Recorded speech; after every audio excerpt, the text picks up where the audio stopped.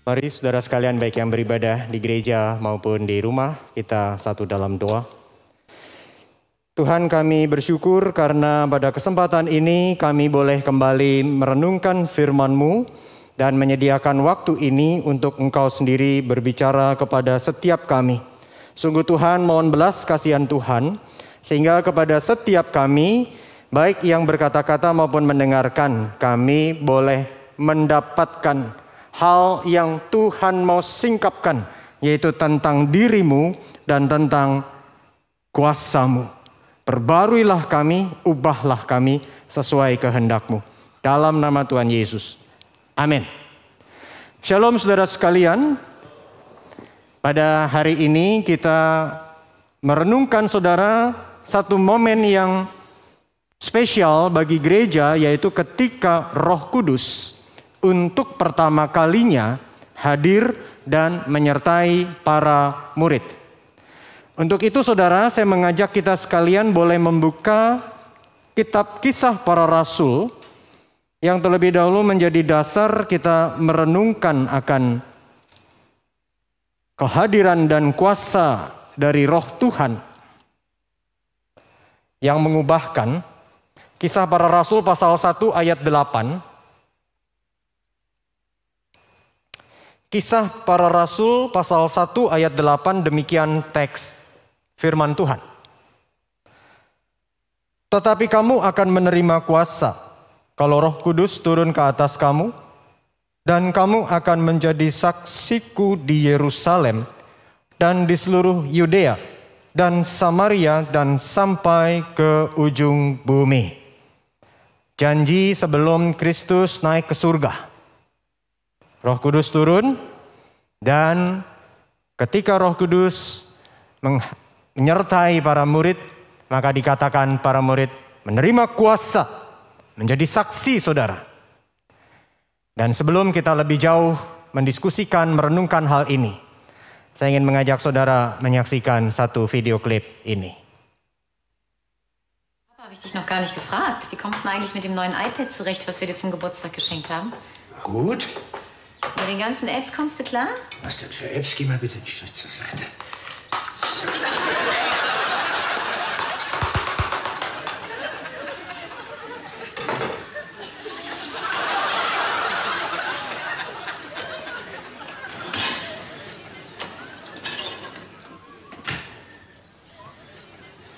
Was denn? Saudara menyadari ini video klipnya tentang apa? Sebuah benda yang dalam zaman kita sekarang termasuk benda yang canggih, saudara. Yang di dalamnya ada banyak hal yang memberikan kenyamanan, memberikan hal-hal untuk bisa dilakukan oleh pemiliknya. Tetapi dijadikan apa saudara? Telenan, saudara. Yang melakukan itu tidak menyadari bahwa sebetulnya ada satu kemampuan yang besar dari alat ini, tetapi digunakan dengan begitu sederhana. Nah, tetapi saudara, sebenarnya gereja kita, orang-orang Kristen, seringkali kita kurang memberi perhatian, kurang menghayati kehadiran dan kuasa Allah Roh Kudus. Kita sering memanggil Allah sebagai Bapa, merenungkan, memuji Dia Sang Pencipta Maha Tinggi. Kita berdoa, Bapa kami yang di surga. Kita menghayati Allah Anak, Yesus Kristus Sang Mesias. Kita mencoba mengenali Dia, siapa Dia, inkarnasi dan sebagainya. Tetapi tentang pribadi ketiga Allah Roh Kudus, sadar tidak sadar kita kurang memberi perhatian kepadanya. Padahal saudaraku, sebenarnya Tuhan Yesus itu sudah menyatakan betapa pentingnya Allah Roh Kudus itu. Maka sebelum Kristus menuju via Dolorosa, sebelum menuju kepada salib itu, Tuhan Yesus berkata, adalah lebih berguna bagi kamu. Perhatikan kalimat ini. Lebih berguna.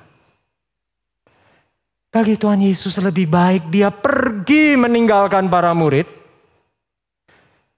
Sebab kalau aku tidak pergi, kata Kristus, penghibur itu tidak akan datang kepadamu. Jadi di dalam rencana kekal Allah Tritunggal, Sang Allah Anak harus pergi dan kemudian Allah Roh Kudus hadir. Dia disebut Sang Penghibur, Sang Penolong, Allah kebenaran. Saudara sekalian, namun Dia bukanlah sekedar kuasa untuk menyertai kita. Dia bukan sekedar suatu entitas yang diutus untuk melayani kita. Tidak jarang orang mempraktekkan seolah-olah Roh Kudus lebih rendah dari manusia. Padahal Allah Roh Kudus adalah Allah itu sendiri. Dan Dia adalah Allah yang menyertai semua orang yang percaya kepada Kristus. Kalau saudara dan saya percaya pada Kristus, maka Allah Roh Kudus itu hadir menyertai kita.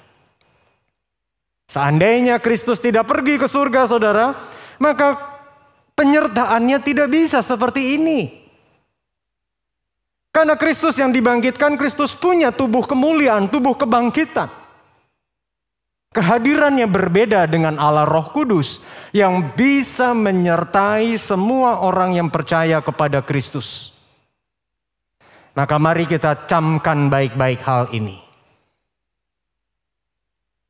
Oleh karena masih ada saudara orang itu yang mengatakan, aku orang gak berguna. Aku orang yang gak layak dicintai. Aku orang yang sudah diberikan label, aku tidak patut, aku tidak pantas. Dunia mungkin boleh klaim apapun tentang diri kita.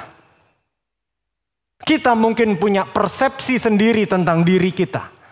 Dalam hidup kita yang dengan berbagai macam ini, kita bisa punya persepsi tentang diri sendiri. Tapi saya mau beritahu kepada saudara dan mari kita sama-sama hayati. Bahwa kalau Allah berkenan hadir dan diam di dalam diri saya dan saudara, maka bukankah itu artinya saudara dan saya berharga di matanya? Saudara dan saya spesial di matanya. Saudara dan saya bermartabat di hadapan Dia. Maka mari saudaraku kita terus berani berdiri dengan tegak. Mengatasi segala tantangan hidup.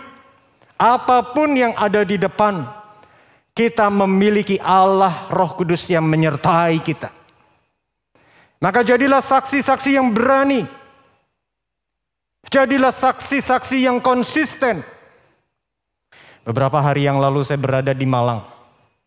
Berdiskusi dengan teman pelayanan, situasi pelayanan yang dihadapi.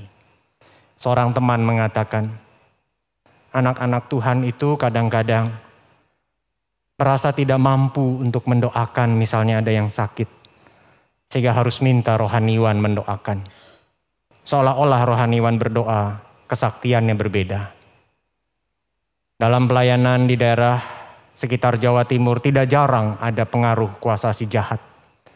Seolah-olah membutuhkan seorang rohaniwan saja baru bisa mengatasi tantangan itu. Padahal saudaraku, roh yang di dalam saya dan saudara, roh yang sama. Hanya panggilannya berbeda. Kami dipanggil sepenuh waktu di pekerjaan Tuhan untuk lebih dapat melayani dan melengkapi saudara. Tapi kita bersama-sama punya tugas, yaitu menjadi saksinya dalam hidup.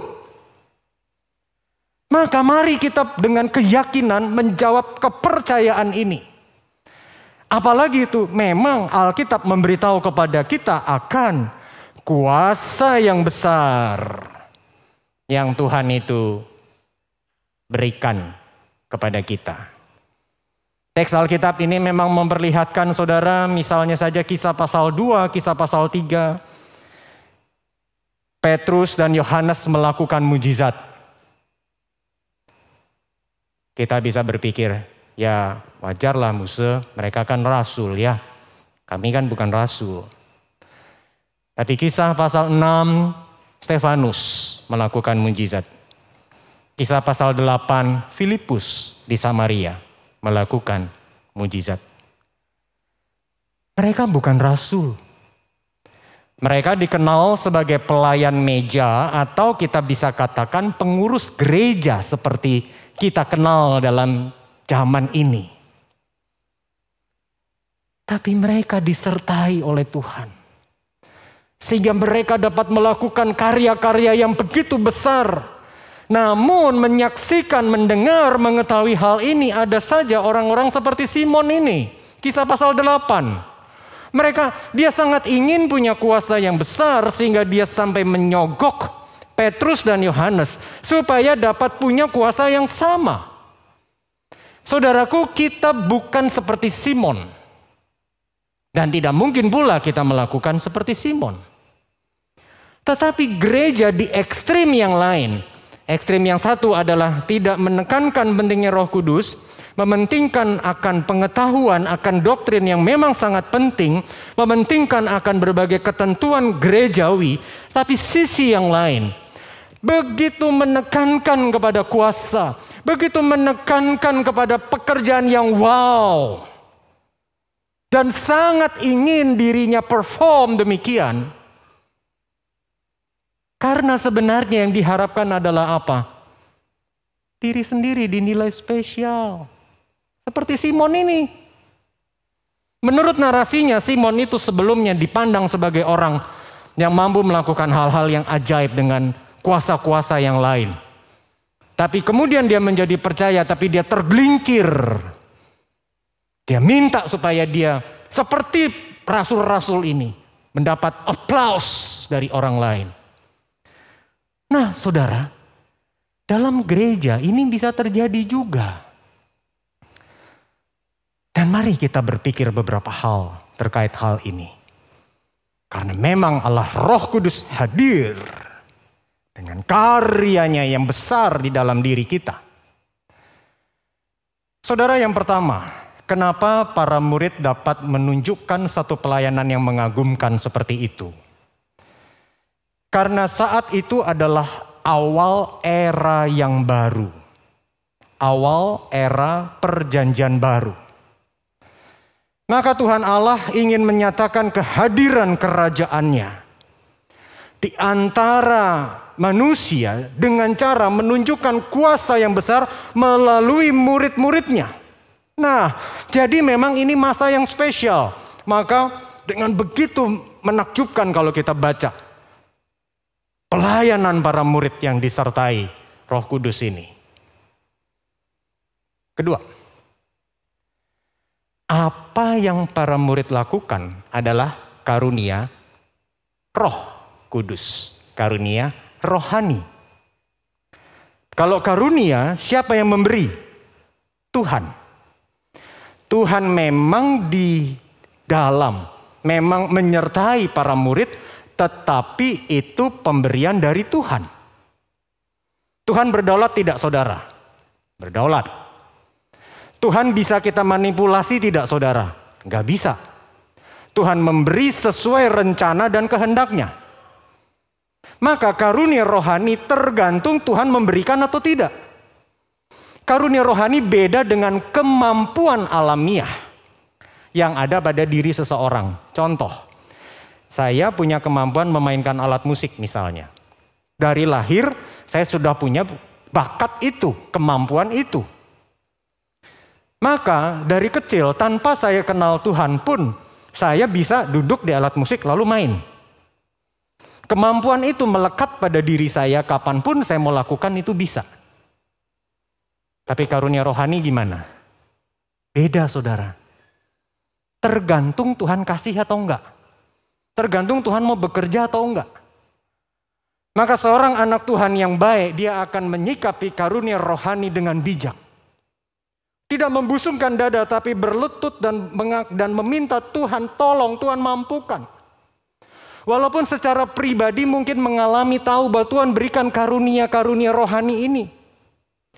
Tetapi tetap dengan penyerahan diri karena semua bukan tentang saya, tapi tentang Tuhan. Bukan untuk saya, untuk kemuliaan Tuhan. Dan yang ketiga, kalau kita bicara karunia rohani, bukan cuma yang wow. Ada karunia berdoa, karunia melayani, karunia untuk menjadi pendengar yang baik, karunia mengajar, sesuai kehendaknya. Dan Tuhan bisa berikan kepada siapa saja dari saudara yang percaya kepada Kristus. Tapi apapun karunia rohani itu, mari kita sadari itu pemberian yang harus digunakan untuk Tuhan. Tidak boleh untuk diri sendiri. Dan yang keempat, kita perlu mencermati dengan baik Kristus yang berkata demikian. Pada hari terakhir banyak orang akan berseru kepadaku, Tuhan, Tuhan, bukankah kami bernubuat demi namamu dan mengusir setan demi namamu dan mengadakan banyak mujizat demi namamu juga? Pada waktu itulah aku akan berterus terang kepada mereka dan berkata, aku tidak pernah mengenal kamu. Enyahlah daripadaku kamu sekalian pembuat kejahatan.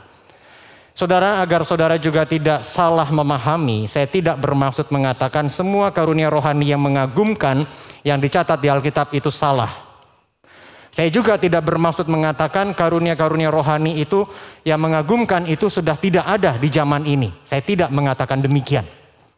Tapi saya mau mengajak kita punya pemahaman yang utuh tentang ini.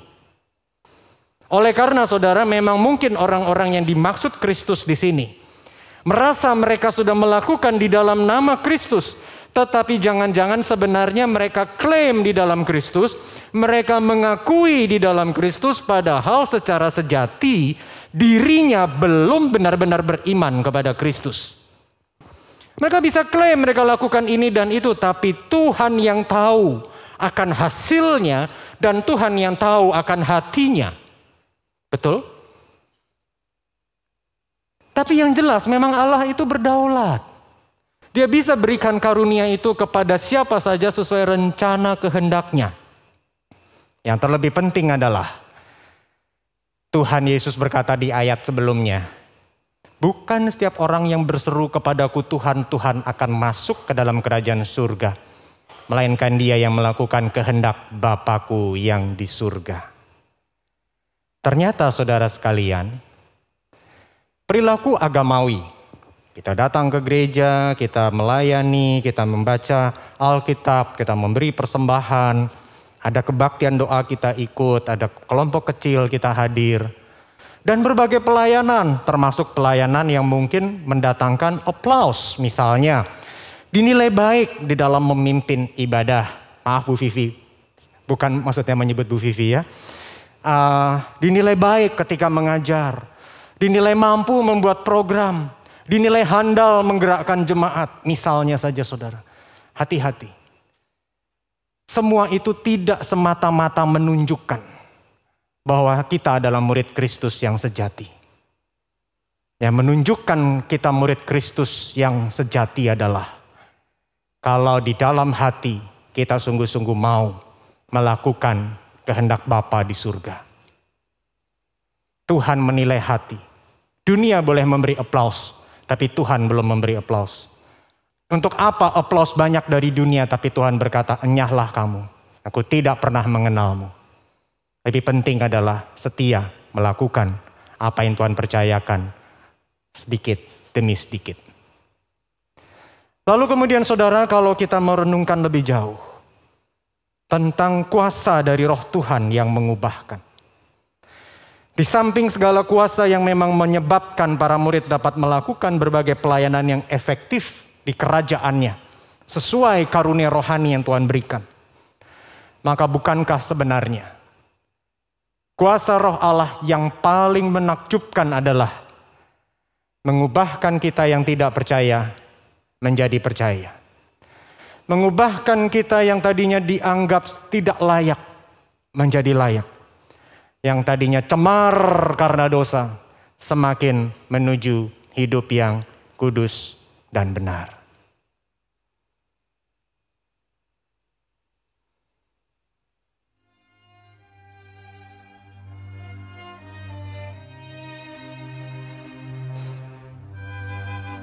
Biola yang bagus dan indah ini kemudian dijadikan alat mainan.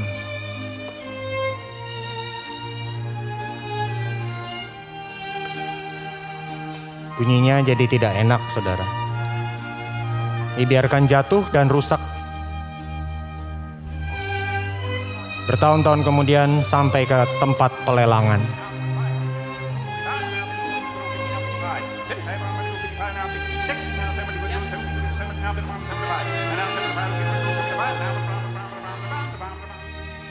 What's next? The old violin. Haven't you got something else? It was battered and scarred, and the auctioneer thought it scarcely worth his while to waste his time on the old violin.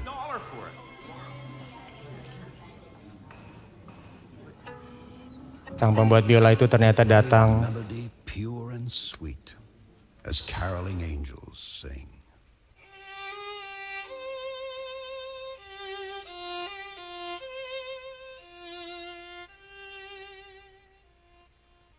The auctioneer, with a voice that was quiet and low, said, "And now what am I bid for the old violin?" and he held it up with the bow. Who'll give $1,000 for it? I got $1,000. What changed its worth? Swift came the reply. It was the touch of the master's hand. apa yang membuat biola ini berubah, yaitu karena sentuhan dari tangan sang pembuat, tangan sang pencipta. Petrus yang menyangkal, dan banyak gereja sampai saat ini seringkali sedih dan bahkan mencap Petrus sebagai murid yang gak baik. Berani mengatakan sekali-kali, aku tidak akan menyangkal engkau, tidak akan meninggalkan engkau, tapi menyangkal. Namun Kristus melihat berbeda.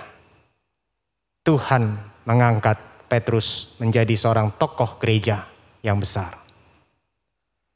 Saulus yang dijauhi oleh orang-orang yang percaya kepada Tuhan, walaupun Saulus punya rekan-rekan yang dipercaya di antara orang Yahudi. Orang-orang yang meninggikan Saulus yang berani melakukan semua perbuatan itu. Tapi dari perspektif Tuhan, Saulus melakukan kesalahan. Tapi Tuhan mengubahkan Saulus menjadi Paulus. Tuhan mengubahkan saya dari masa lalu saya sehingga berada di hadapan saudara. Karena pada dasarnya dari semula kita itu mulia dan berharga di mata Tuhan. Ayat ini bertahun-tahun lalu saya baca dan sampai sekarang masih menggetarkan hati saya. Ayat ini diucapkan memang sebelum Kristus, namun bukan hanya menyatakan apa yang terjadi di masa kerajaan Israel. Tapi ini Tuhan yang mengatakan manusia, saudara dan saya, kita itu sebenarnya di mata Tuhan berharga dan mulia.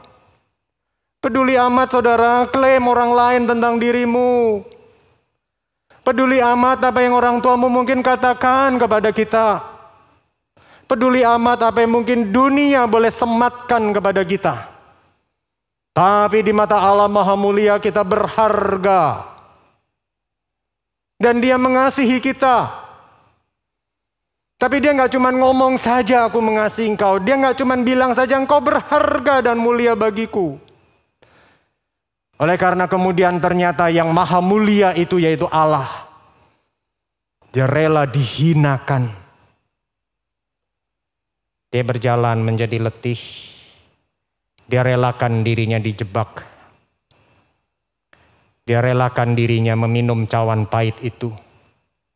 Dia diam saja ketika dia menjadi orang yang dihinakan, diludahi, dicemooh, dan mati dalam keadaan terkutuk saudara. Langit tidak menerimanya, bumi menolaknya. Supaya apa?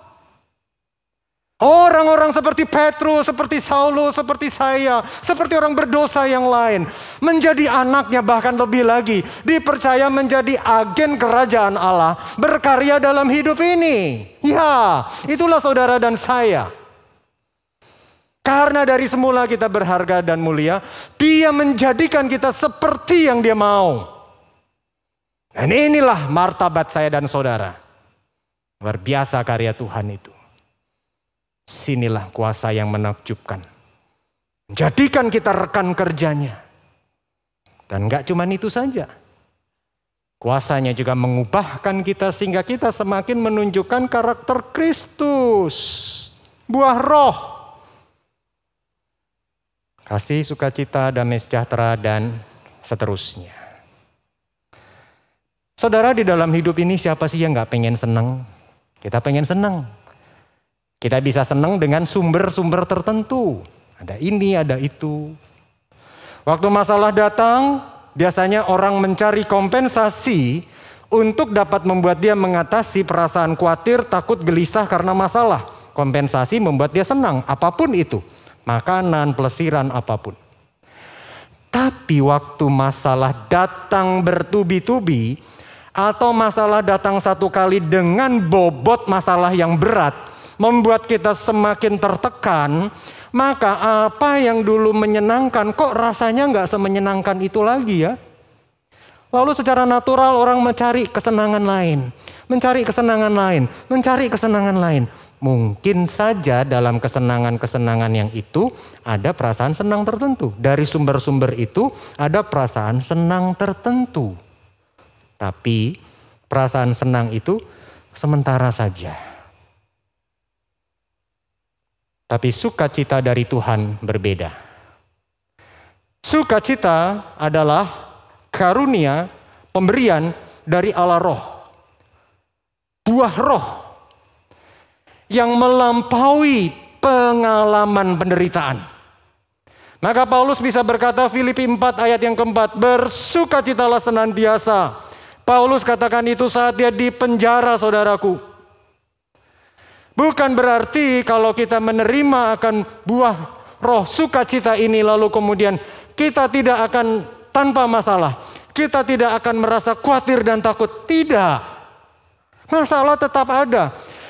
Perasaan takut, gelisah masih bisa muncul di dalam diri kita. Namun sukacita yang adalah karya roh itu membuat kita mampu melampauinya karena sukacita itu melingkupi, menutupi perasaan takut dan gelisah. Perasaan takut gelisah mungkin muncul, tetapi Tuhan yang di dalam kita, kalau kita bergantung penuh kepadanya, memberikan kepada kita kekuatan, kemampuan bertahan, kemampuan membuat kita kuat, bukan karena kita, tapi karena Tuhan yang mengerjakannya di dalam diri kita. Kita bicara misalnya karakter kesabaran. Ada orang memang emosinya itu cenderung datar, saudara.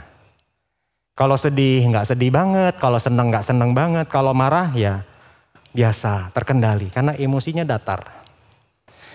Orang yang begini dari sononya tampak sabar. Tapi orang lain yang dibesarkan dengan orang tua yang memang pemarah, yang berada di lingkungan di mana biasanya kalau sudah marah itu luar biasa, saudara. Rekan KTB saya sampai bilang, kalau orang-orang dari daerah kami itu kalau nggak marah itu bukan orang kami.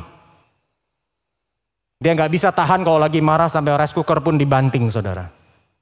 Karena itu memang dari sananya demikian. Sehingga saudara, orang yang seperti ini susah kalau hanya mengandalkan kekuatan sendiri. Aku harus sabar, aku harus sabar, aku harus sabar. Emosi ditekan, pakai logika. Mengandalkan kekuatan sendiri, susah. Tapi kalau Roh Kudus menyertai kita, dan kita mau berproses seperti bagaimana Roh Kudus memimpin, maka pasti itu menjadi matang. Namun memang kematangan karakter ini tidak terjadi ujuk-ujuk. Enggak terjadi instan. Apa sih ya ujuk-ujuk itu? Instan, saudara. Tiba-tiba gitu. Muncul dalam diri kita. Itu lewat proses. 2 Korintus pasal 3 ayat 18 dalam bahasa Indonesia sehari-hari. Ini versi Alkitab yang bahasa Indonesia sehari-hari. Sekarang muka kita semua tidak ditutupi selubung dan kita memantulkan kecemerlangan Tuhan Yesus. Dan oleh sebab itu kita terus-menerus diubah menjadi seperti Dia makin lama kita menjadi makin cemerlang. Proses tidak instan. Namun proses itu membuat hal yang berbeda. Di depan rumah saya, saudara, dalam 2 bulan itu sudah ada pohon cukup tinggi, saudara, ya, batangnya. Cukup tinggi, tapi memang batangnya tidak besar, saudara, bisa gampang dipatahkan. Mungkin pakai, biasanya sih kami kalau lagi mau ngeberesin itu pakai gunting rumput pun itu masih bisa, saudara, ya. Karena itu membuat memang jadi cenderung nggak rapi, ya. 2 bulan, 3 bulan itu sudah perlu dibersihkan lagi di depan rumah kami. Tetapi pohon jati 12 sampai 15 tahun. Dan sudah 12 sampai 15 tahun, kalau itu dinilai valuasi secara ekonomi, nilainya tinggi. Karena pohon jati itu akan bisa jadi furniture, jadi digunakan membangun rumah, bisa digunakan untuk membangun kapal. Ada lagi namanya kayu sonokling. Biasanya untuk furniture, mebel-mebel yang mewah. Meskipun kayu sonokling itu katanya sudah mulai langka. Kita mau jadi yang mana? Seperti kayu yang biasa, yang sederhana? Atau kita mau menjadi kayu yang menjadi perabotan yang indah di dalam kerajaan Allah? Memang proses ini tidak mudah, tetapi bersama Allah Roh Kudus pasti kita bisa. Kita bisa untuk berproses menjadi lebih baik, lebih baik, lebih baik, lebih matang, lebih matang, lebih matang. Maka di akhir dari khotbah saya ini, saya mengajak saudara sekalian, saya memanggil para ayah terlebih dahulu. Mari para ayah, para suami kembali ke rumah. Menjadi ayah, menjadi suami yang terus mau dipimpin oleh Roh Kudus. Teruslah menggerakkan pemuritan di dalam keluarga, karena pemuritan dimulai dari keluarga. Saya memanggil para ibu, mari kembali ke rumah. Menjadi penolong yang sepadan sehingga suami lebih dapat berperan semestinya. Menjadi pihak, menjadi wanita yang membuat suasana nyaman di rumah. Sehingga pemuritan semakin terjadi di dalam rumah. Anak-anak, remaja pemuda, hiduplah sungguh dikuasai oleh Roh. Pengaruhi teman-temanmu, pengaruhi juga orang tuamu, pengaruhi sekitarmu. Dan gereja kita ini juga kiranya terus-menerus semakin dipimpin oleh Roh Kudus. Pribadi demi pribadi, kalau kita dikuasai Roh, maka keluarga gereja akan semakin memuliakan Tuhan. Pada akhirnya kerajaan Allah semakin diwujudkan di bumi ini. Saya berdoa supaya Tuhan memberikan kepada setiap kita, kira Tuhan tambah-tambahkan kasih karunia-Nya. Sehingga apa yang menjadi rencana kehendak-Nya dalam hidup kita semakin terwujud. Dan saya harap, saya undang saudara punya hati yang lembut untuk mau terus berproses bersama dengan Dia. Tuhan kiranya memberkati. Mari kita berdoa. Tuhan, terpujilah nama-Mu, tolonglah kami untuk dapat mewujudkan apa yang menjadi bagian kami. Terus-menerus berproses bersama-Mu. Dan biarlah gereja menjadi partner bagi keluarga. Dan biarlah keluarga-keluarga menjadi sarana pemuritan. Dan biarlah kehadiran kami bersama-sama dalam persekutuan orang percaya ini, kami saling menajamkan satu dengan yang lain. Hanya demi kemuliaan-Mu, hanya untuk-Mu. Kiranya terus itu menjadi motivasi dan kerinduan kami. Di dalam nama Tuhan Yesus kami berdoa.